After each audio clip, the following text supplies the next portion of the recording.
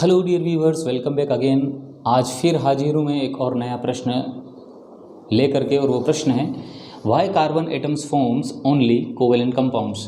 क्यों carbon atom हमेशा covalent compound ही बनाता है। तो इसका उत्तर ढूंढने के लिए सबसे पहले हमें समझना पड़ेगा कोवेलेंट कंपाउंड क्या होते हैं।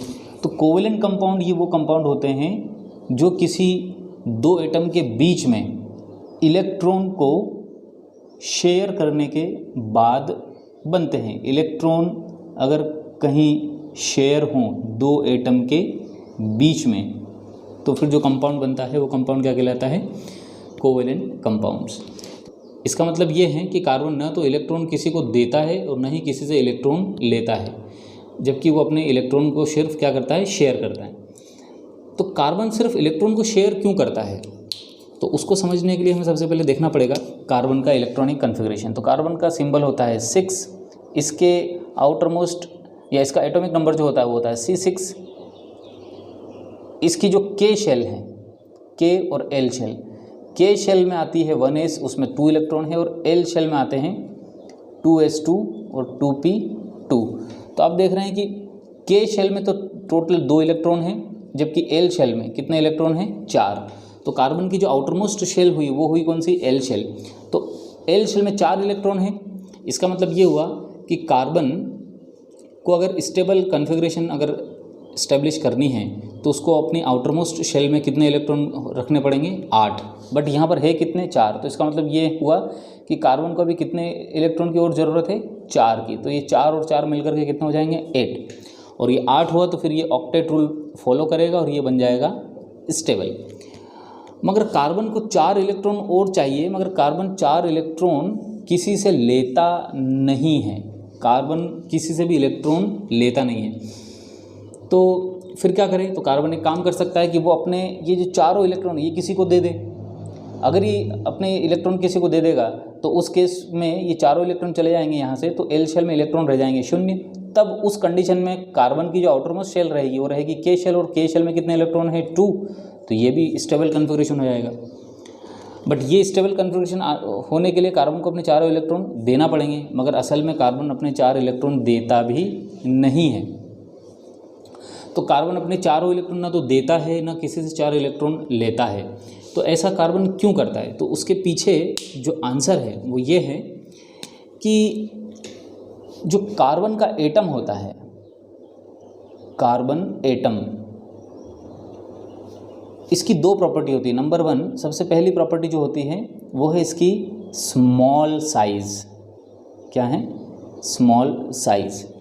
तो स्मॉल साइज़ से क्या लेना देना, इसका मतलब ये है कि कार्बन का जो एटम है वो इतना छोटे साइज़ का है कि मान लिया कि ये न्यूक्लियस है और ये इसकी के शेल है और ये उसके बाहर वाली इसकी एल शेल है। तो के शेल में ऑलरेडी 2 इलेक्ट्रॉन हैं, एल शेल में कितने इलेक्ट्रॉन हैं, 4। तो 1 2 3 और 4। तो कार्बन की स्मॉल साइज़, कार्बन के एटम की स्मॉल साइज़ होने की वजह से कार्बन के पास इतना स्पेस नहीं होता कि ये 4 इलेक्ट्रॉन को और ले करके अपनी आउटरमोस्ट शेल में रख ले। उसकी स्मॉल साइज़ की वजह से कार्बन के पास इतना स्पेस या इतनी जगह नहीं होती कि वो इलेक्ट्रॉन को ले करके अपने आउटरमोस्ट ऑर्बिट में रख ले। तो स्मॉल साइज़ होने की वजह से वो इलेक्ट्रॉन ले नहीं सकता। क्या नहीं कर सकता, ले नहीं सकता। इसलिए कार्बन इलेक्ट्रॉन लेता नहीं है। तो फिर एक काम किया जाए, कार्बन को इलेक्ट्रॉन दे देना चाहिए। तो इलेक्ट्रॉन ये दे भी नहीं सकता। क्यों, क्योंकि कार्बन की जो आयोनाइजेशन एनर्जी होती है, आयोनाइजेशन एनर्जी, ये काफ़ी ज़्यादा होती है, बहुत ज़्यादा होती है। इसका क्या मतलब आयोनाइजेशन एनर्जी का, तो ionisation energy is nothing but the energy required to remove an electron from its outermost orbit. तो कार्बन के आउटरमोस्ट ऑर्बिट में कितने इलेक्ट्रॉन हैं, 4। तो कार्बन के आउटरमोस्ट ऑर्बिट में से 4 इलेक्ट्रॉन, इनमें से एक इलेक्ट्रॉन को अगर मैं यहाँ से बाहर निकालूँ तो उसको बाहर निकालने में जितनी एनर्जी मुझे लगेगी वही कहलाएगी उसकी आयोनाइजेशन एनर्जी।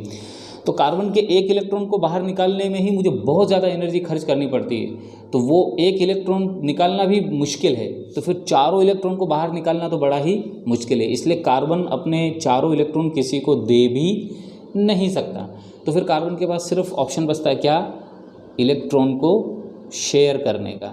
तो शेयर करने का मतलब ये है कि कार्बन जो है अपने 4 इलेक्ट्रॉन किसी दूसरे एटम से ये अपने इलेक्ट्रॉन को क्या कर सकता है, शेयर कर सकता है। और शेयर करेगा तो इसका टोटल इलेक्ट्रॉन हो जाएगा आउटरमोस्ट ऑर्बिट में कितना, 8।